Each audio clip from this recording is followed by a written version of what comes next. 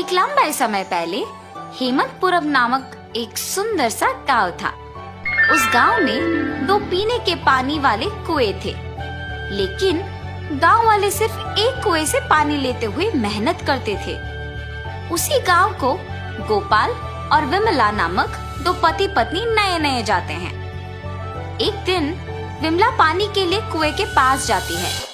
उस कुएं से कुछ ही दूर एक और कुआं उसे नजर आता है।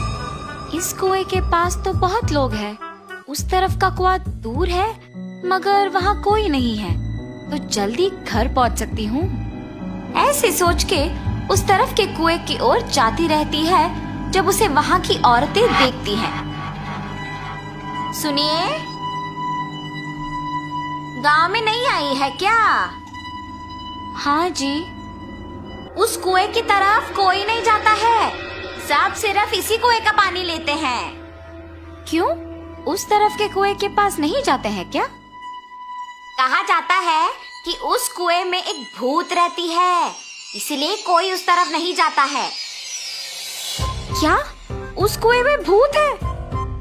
ऐसे डर के पीछे आके बाकी औरतों के साथ ही दूसरे कुएं में पानी लेकर घर चली जाती है।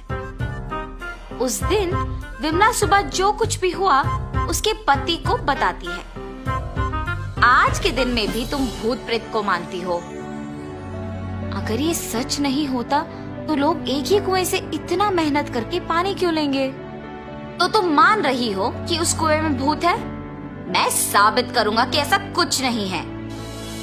भूत हो या ना हो, हमें उससे क्या लेना देना, इस बात को छोड़ दीजिए। पर तुम तो उनकी बातों का यकीन मान रही हो ना? देखना, मैं कल ही वहाँ जाके साबित करूंगा कि भूत नहीं है। ऐसे कह के सो जाता है। अगले दिन भूत का ना रहना साबित करने के लिए उस कुएं की ओर बढ़ता है। चलते चलते उसे बीच में एक बुजुर्ग मिलता है। इनको पूछूंगा तो पता चलेगा कि हुआ क्या है और ये कि वहाँ वाकई भूत है कि नहीं।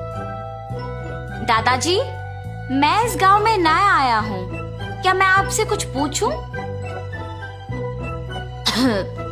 पूछो बेटा, मुझे अगर पता होगा तो बोलूंगा।